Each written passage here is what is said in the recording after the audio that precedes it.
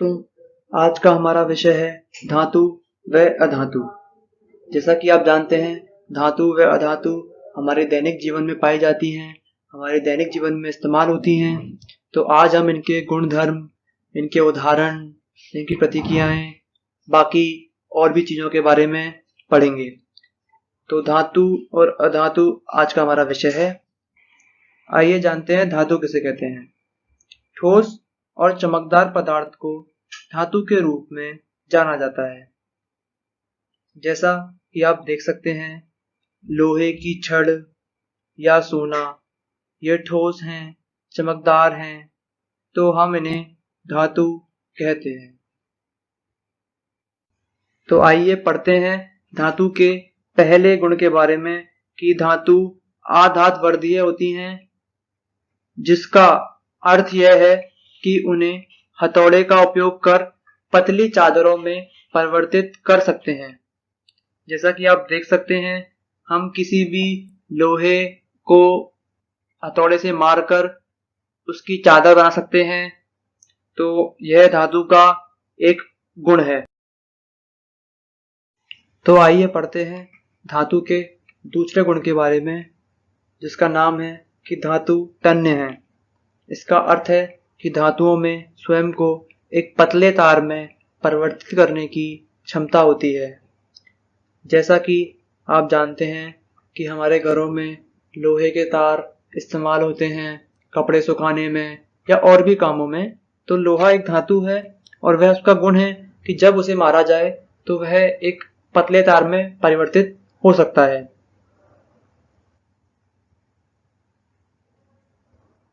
धातुओं का अगला गुण है कि धातु ऊष्मा और बिजली के अच्छे सुचालक हैं, जिसका अर्थ है कि वे विद्युत और ऊष्मा धारा को अपने द्वारा प्रवाहित होने देते हैं। जब भी उनसे ऊष्मा धारा प्रवाहित की जाती है तो वह उसे प्रवाह होने देते हैं। जैसा कि आप जानते हैं, विद्युत के तार, लोहे की छड़, जो हमारे घरों में बिजली आती है वह विद्युत तार द्वारा ही आई जाती है। तो विद्युत तार धातु हैं और वह बिजली को प्रवाहित होने देते हैं। तो आइए एक और धातु का गुण, धातु ध्वनि उत्पन्न करते हैं। इसका अर्थ है कि धातु को जब मारा जाता है तो वह ध्वनि का उत्पादन करते हैं। जैसे कि आप जानते हैं, आपके अपने स्कूल की घंटी, जब आप अपने स्कूल की घंटी बजती है तो आपको आवाज आती है, तो वह आवाज उसे मारने पर ही आती है और वह घंटी धातु की ही बनी होती है।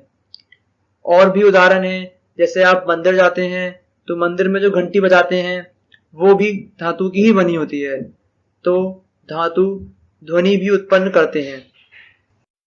तो धातुओं के कुछ उदाहरण हम देखते हैं, जैसे कि सोना, चांदी, यह सब धातुएं हमारे आभूषणों में इस्तेमाल की जाती हैं, बहुत ज़्यादा इस्तेमाल की जाती हैं। ये चमकदार हैं, ठोस हैं, ध्वनि प्रदूषित करती हैं, बिजली और ऊष्मा को प्रवाहित होने देती हैं।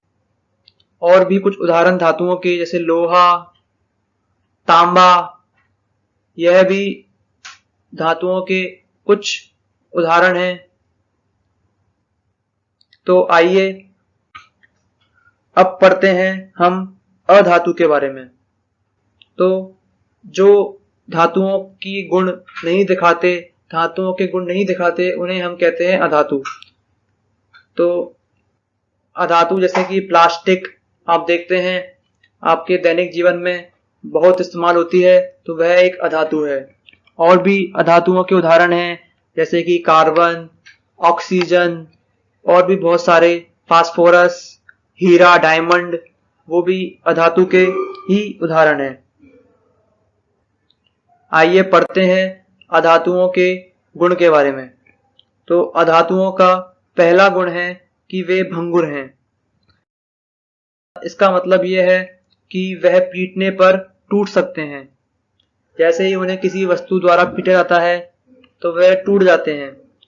जैसे कि कांच, कांच को अगर हम किसी भी चीज से पीटें तो वह टूट सकता है। तो यह एक अधातु का उदाहरण है। दूसरा गुण अधातु का यह है कि अधातु तन्य नहीं है। इसका अर्थ यह है कि वह पतले तारों में परिवर्तित नहीं हो सकते। जैसा कि आप देख रहे हैं, हमने उदाहरण में कार्बन लिया है, तो कार्बन चूरे के अवस्था में है, तो यह पतले तार में परिवर्तित नहीं किया जा सकता। तो यह एक अधातु का गुण है। अधातुओं का और भी गुण है, जैसे अधातु गर्मी और बिजली के खराब संवाहक हैं। इसका अर्थ यह है कि वह ऊष्म और बिजली को अपने द्वारा प्रवाहित नहीं होने देते। जैसा कि आप जानते हैं कि हम बिजली के खंभों में लोहे का इस्तेमाल करते हैं धातु के रूप में, और लकड़ी का भी इस्तेमाल करते हैं ताकि विद्युत धारा प्रवाहित ना हो, हमें विद्युत का करंट ना लगे। इस वजह से हम विद्युत के खंभे लोहे के बजाय लकड़ी के बनाते हैं। जैसा कि आप देख सकते हैं, यह खंभा लकड़ी का बना हुआ है, तो यह भी एक अधातु का गुण है। आइए देखते हैं अधातु के कुछ उदाहरण। जैसे कि प्लास्टिक का बैग, जो आप दैनिक जीवन में बहुत इस्तेमाल करते हैं, यह एक अधातु है। और भी उदाहरण है, जैसे कि कार्बन, वह भी एक अधातु है। और भी कुछ उदाहरण हम आपके सामने प्रस्तुत करते हैं, जैसे कि फास्फोरस, हीरा, ऑक्सीजन, ये सब अधातु के ही उदाहरण हैं। ये सब तन्य नहीं होते।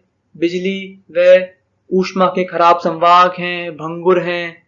तो आज का विषय यहीं समाप्त होता है। तो ये थे धातु और अधातु।